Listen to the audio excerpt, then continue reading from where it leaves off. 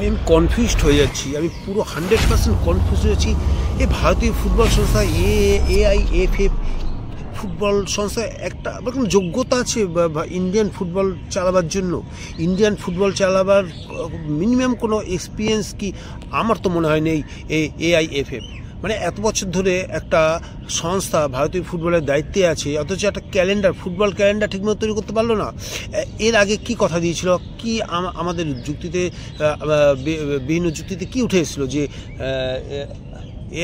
ISL tournament চলার সময় super cup বা ফেডারেশন কাপ প্যারেলি চলবে, যেটা অন্য অন্য দেশে আমরা লা লিগায় দেখতে পাই, যেটা আমরা ইংলিশ প্রিমিয়ার লিগে দেখতে পাই, সেই জিনিসটাই চলবে। কিন্তু কি হচ্ছে, মানে আলাদা আলাদা টাইম নিয়ে একটা টুর্নামেন্ট শেষ করছে AIFF। সেই মান্ধাতা আমলের যেভাবে অভ্যস্ত ভারতীয় ফুটবল, সেই প্রাগৈতিহাসিক যুগে যেভাবে খেলা হতো সেইভাবে, সেটা একটা কি ধরে রাখলো, যেটাকে চেঞ্জ হওয়ার কথা ছিল, যেটা চেঞ্জ হওয়ার একটা প্রবল সম্ভাবনা ছিল, যে না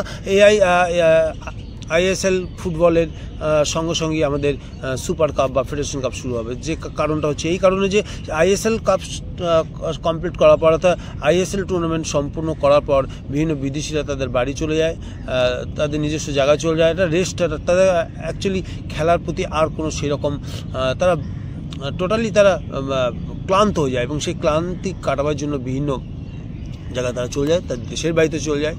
তো সেটাকে কাটাবার জন্য যে সুপার কাপের গুরুত্বটাই থাকছে না, যে কারণে প্রত্যেকটা টিম তাদের একদম ফার্স্ট 11 দিয়ে সেই ম্যাচটা শুরু করতে পারছেন, সেই টুর্নামেন্টে অংশগ্রহণ করতে পারছেন। গত বছর মোহনবাগানের কথাই ধরা হোক, মোহনবাগানের ম্যাক্সিমাম বিদেশি, ম্যাক্সিমাম প্রথম সারি প্লেয়াররা যে ভারতীয় দলে প্রতিনিধিত্ব করে, সেই সমস্ত প্লেয়াররা কিন্তু ছিল না সুপার কাপে, যে কারণে মোহনবাগানের কাছে এই ম্যাচটা ছিল যথেষ্টই একটা সাধারণ ব্যাপার। সুতরাং সুপার কাপকে সাধারণ পর্যায়ে নামিয়ে নিয়ে এসেছিলো, কারণ নেমে যাওয়াটাই স্বাভাবিক, কারণ এত দীর্ঘ সময় একটা ম্যারাথন ফুটবল খেলার পরে প্লেয়ারদের ভিতরে ক্লান্তি আসে স্বাভাবিক। এবং সুপার কাপটা এমন একটা সময় অনুষ্ঠিত হতো যেখানে যে কোনো দলই তাদের 100%, একমাত্র কেরালা ব্লাস্টার্স আর ইস্টবেঙ্গল ছাড়া বাকি কোনো দলই কিন্তু সেইভাবে 100% দিয়ে খেলতে পারেনি। এবং সেইটাকে থ্রেট করার জন্য এত দিনের আলোচনা ছিল যে না প্যারালি চলবে, মানে ISL টুর্নামেন্টের সঙ্গে সঙ্গেই কিন্তু ধরো ISL শুরু হয়ে যাবে অক্টোবর নভেম্বরে শুরু হয়ে গেল, এবং তারপরে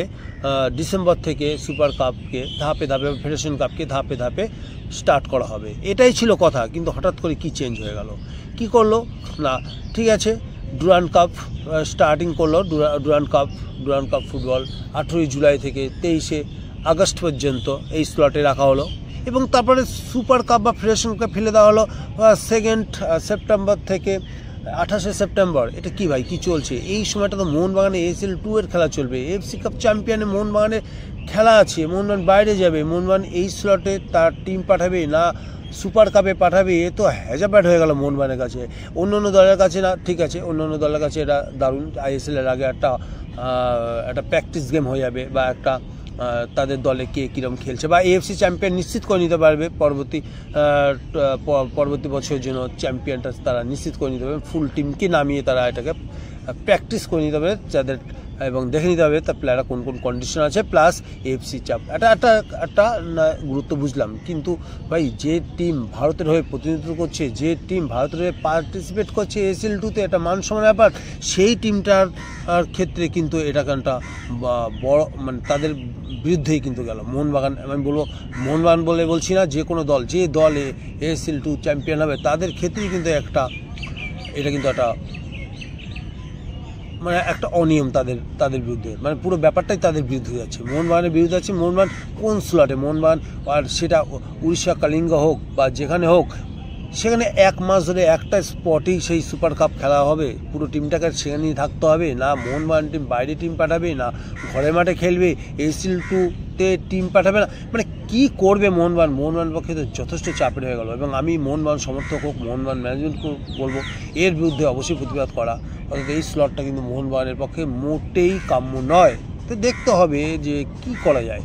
একটা আমি বুঝতে পারছি না যে মোহনবাগান, আমি বুঝতে পারছি না AIFF এর মতো একজন মানে সাবালক হতে পারলো না এখনও। AIFF এখনও পর্যন্ত সাবালের মতো কীভাবে টুর্নামেন্ট চালাতে হবে সেই এক্সপিরিয়েন্সটুকু করতে পারলো। আর যদি সেই এক্সপিরিয়েন্স না থাকলে বাইরে যাও, FA কাপ দেখো কীভাবে FA কাপ তাদের মেন লিগের সঙ্গে প্যারেলি চলছে সেটা দেখো এবং দেখে শেখো, এবং ভারতীয় ফুটবল থেকে এগিয়ে যাবে। এতে কি ভারতীয় ফুটবলের কোনো উন্নতি হবে?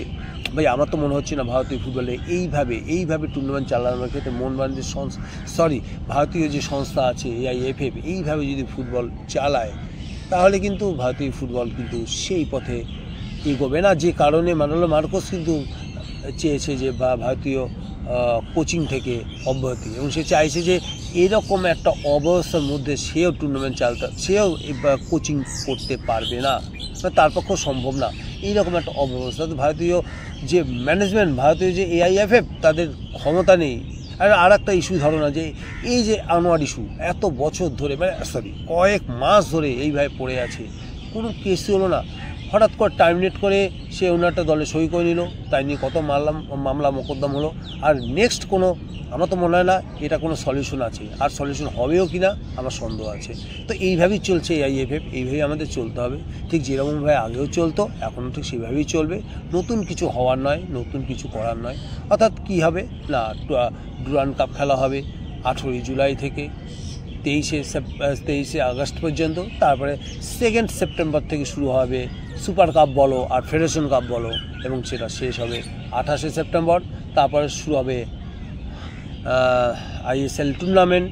তো সেই তো হলো, প্যারালি কোথায় চললো, এখানে স্মার্টনেস কোথায় দেখাতে পারলো, এখানে AIFF কোথায় স্মার্টনেস দেখাতে পারলো, কোনো রকম স্মার্টনেস এখানে দেখাতে পারলো না। অর্থাৎ ভারতীয় ফুটবলের আধুনিক সংস্করণ কিন্তু সেইভাবে এগোচ্ছে না, এবং সেটা আমাদের অবশ্যই নজর দিতে হবে, আমাদের প্রতিবাদ করতে হবে।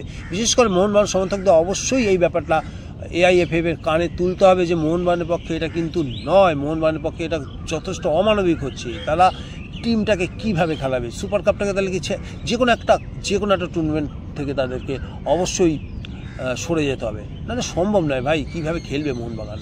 তো এটাই ছিল আজকের আমার ভিডিও। তো ভিডিওটা যদি তোমাদের ভালো লাগে তাহলে লাইক এবং শেয়ার করতে ভুলবে না। আর যারা প্রথমবার এই ভিডিও দেখছো এখনও সাবস্ক্রাইব করোনি, কিসের এত ওয়েট করছো, সাবস্ক্রাইব করো নতুন ভিডিও আপডেট পাওয়ার জন্য। তা ভিডিওটা আজকে এই পর্যন্তই শেষ করলাম, আবার দেখাবে নতুন কোনো ভিডিওতে। বাই।